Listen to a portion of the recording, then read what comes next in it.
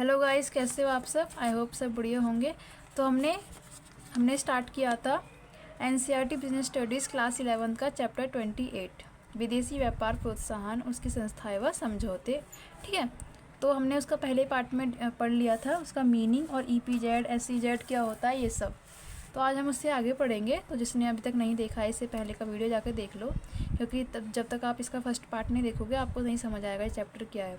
क्योंकि मैं आगे अब फुल फॉर्म ज़्यादा नहीं बोलूँगी, शॉर्टकट में बताऊँगी, क्योंकि मैं फुल फॉर्म से अच्छे से समझा चुकी हूँ इससे पहले पार्ट में। ओके, तो हम स्टार्ट करते हैं।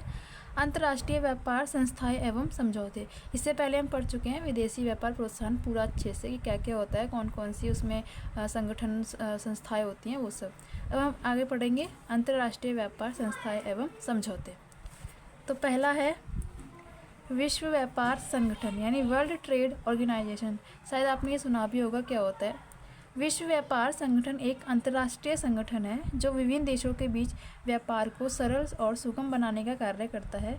इसका मुख्य उद्देश्य है कि व्यापार से जुड़े नियमों और समझौतों को बनाना, उनके पालन को सुनिश्चित करना और देशों के बीच व्यापारिक विवादों का समाधान करना।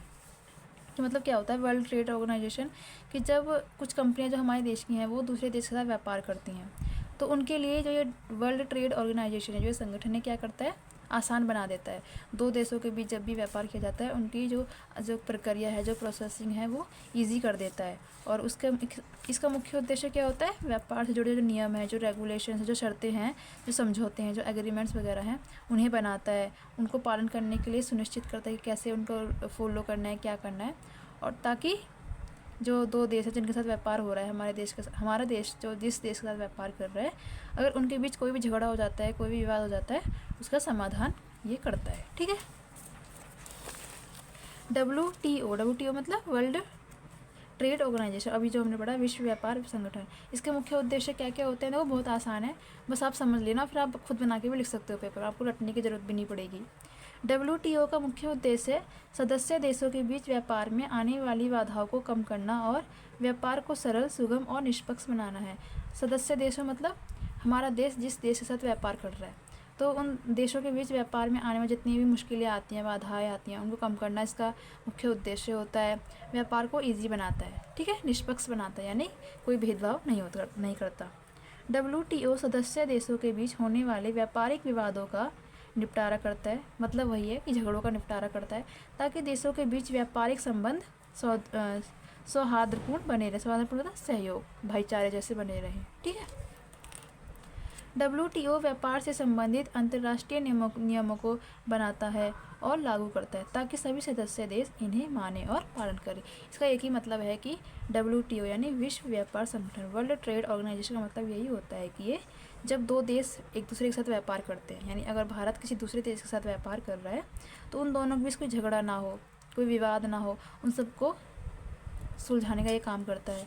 नीतियाँ बनाता है, रूल्स बनाता है, रेगुलेशंस बनाता है, निष्पक्ष बनाता है, और उन देशों के साथ अगर कोई झगड़ा हो रहा है तो उन्हें सुलझाने का ये काम करता है, और दोनों देशों के साथ जो व्यापार हो रहा है उसे ईजी बनाता है। ठीक है। संयुक्त राष्ट्रों का व्यापार एवं विकास सम्मेलन। अभी हमने क्या पढ़ा था, विश्व व्यापार संगठन। अभी दूसरा है संयुक्त राष्ट्रों का व्यापार एवं विकास सम्मेलन, the United Nations conference on trade and development, यानी UNCTAD। ठीक है, ये शॉर्टकट है इसका। ये क्या होता है, UNCTAD का अभिप्राय विकासशील देशों को व्यापार नीतियों को सुधारने और वैश्विक बाजारों में प्रतिस्पर्धा बढ़ाने के लिए मार्गदर्शन प्रदान करता है। यानी जो ऐसे देश हैं जो अच्छे से पूरे विकसित नहीं हुए हैं और जो व्यापार करते हैं दूसरे देशों के साथ, उनके लिए उनकी नीतियों को सुधारने और वैश्विक बाजारों में प्रतिस्पर्धा बढ़ाने के लिए मार्गदर्शन प्रदान करता है, यानी एडवाइस देता है, अच्छा मार्गदर्शन देता है, अच्छी एडवाइस देता है, उन्हें सजेशन देता है कि वो दूसरे देशों के साथ किस तरह से व्यापार कर सकते हैं, दूसरे देशों के साथ व्यापार करने में जो प्रतियोगिता है उसमें किस तरह से वो आगे बढ़ सकते हैं। ठीक है। इसका मुख्य उद्देश्य क्या होता है, कम विकसित देशों के निर्यात पर विकसित देशों द्वारा लगाए गए बंधन व बाधाओं को दूर करना। यानी जो बहुत अच्छे से देश विकसित हो सके, अच्छी उनकी आर्थिक स्थिति है, तो वो जो देश हैं वो कम विकसित देशों पर जो बंधन लगाते हैं, जो बैन लगाते हैं, कुछ ऐसी नियम वगैरह बना देते हैं कि ये लोग फॉलो नहीं कर पाते हैं, तो उन्हें दूर करने में ये मदद करता है। अंतर्राष्ट्रीय व्यापार से संबंधित सिद्धांत व नीतियाँ तैयार करता है ये, यानी जब हम दूसरे देश के साथ व्यापार करते हैं उनके लिए नियम रूल्स वगैरह ये बनाता है। व्यापार में असमानता को कम करना, असमानता यानी भेदभाव वगैरह को कम करता है, और सभी देशों के बीच संबंधों को मजबूत करना या बनाना है। ठीक है, मजबूत बनाता है दूसरे देशों, दोनों देशों के बीच के संबंध को स्ट्रॉन्ग करता है ताकि अच्छे से भाईचारे में वो लोग व्यापार कर सकें। सिद्धांतों व नीतियों को लागू करने के लिए प्रस्ताव तैयार करना, यानी ये एग्रीमेंट वगैरह भी यही बनाता है, किस तरह से नियम वगैरह होंगे, कैसे वो लागू करेंगे वो सब। तो हमने 2 पढ़ लिए। अब तीसरा है विश्व बैंक, वर्ल्ड बैंक। विश्व बैंक एक अंतर्राष्ट्रीय वित्तीय संस्था है जो दुनिया के विभिन्न देशों में विकास के लिए ऋण और अनुदान प्रदान करता है। इसका मुख्य उद्देश्य विकास को बढ़ावा देना और गरीबी को कम करना है।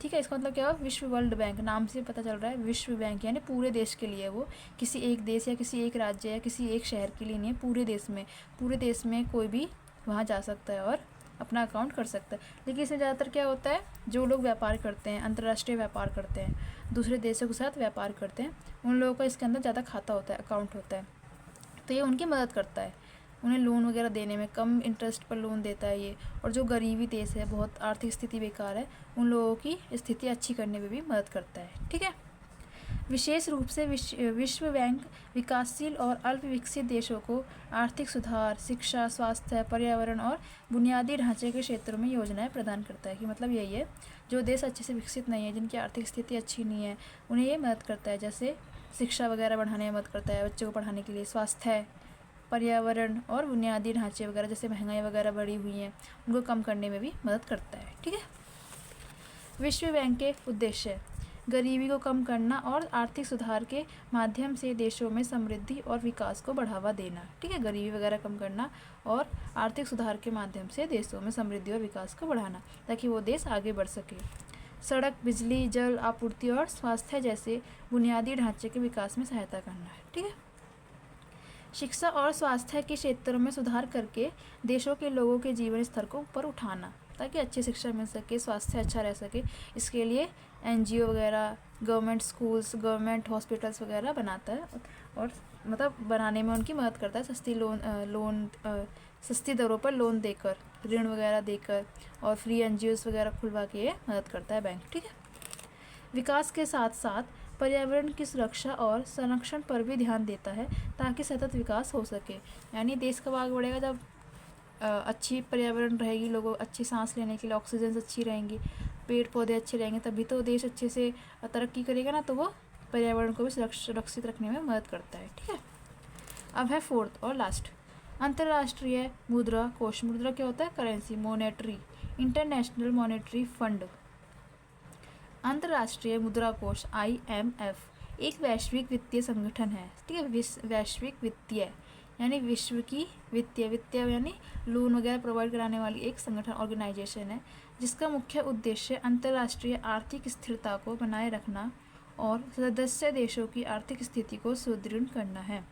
आर्थिक स्थिरता का मतलब यही है कि जैसे महंगाई वगैरह हो जाती है, गिरावट वगैरह आ जाती है, उतार चढ़ाव आते रहते हैं, जैसे उनको स्थिरता को बनाए रखना ताकि वो संतुलन रहे, ना बिगड़े, और सदस्य देशों की आर्थिक स्थिति को सुदृढ़ करना, यानी जिस देश के साथ हम व्यापार कर रहे हैं उसकी आर्थिक स्थिति बनी रहे अच्छी।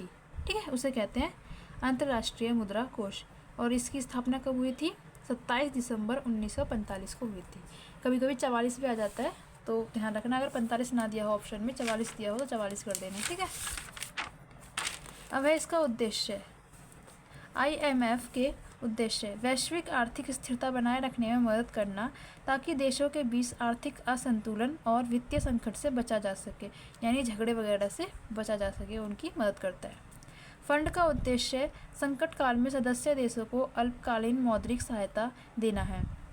यानी अगर जो सदस्य देश है जिसके साथ हम व्यापार कर रहे हैं, अगर वो देश किसी संकट में आ जाता है तो उन्हें ये कुछ समय के लिए लोन वगैरह प्रोवाइड करा देता है, पैसे यानी हमारी जो करेंसी वो देता है ये बैंक। आर्थिक समस्याओं से जूझ रहे देशों को ऋण और तकनीकी सहायता प्रदान करना ताकि वे अपने वित्तीय संकट से उभर सके। यानी अगर किसी जो हमारा सदस्य देश है या कोई जो लोग हैं जिनके पास पैसों की कमी है, जो गरीब हैं, उन्हें लोन वगैरह देता है कम इंटरेस्ट पर, और तकनीकी सहायता भी प्रदान करता है। तकनीकी सहायता मतलब जो आज की न्यू टेक्निक्स हैं उन्हें देने में भी मदद करता है।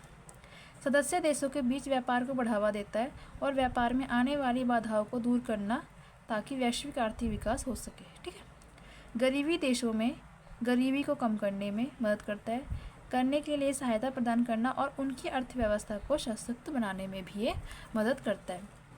तो आज ये चैप्टर पूरा हो चुका है। मैंने ये NCERT क्लास 11 बिजनेस स्टडीज़ के सारे चैप्टर 28 चैप्टर्स थे, सारे पढ़ा दिए हैं। आप जाके देख सकते हैं, मेरे इस चैनल पे आपको सारी वीडियोस मिल जाएंगी।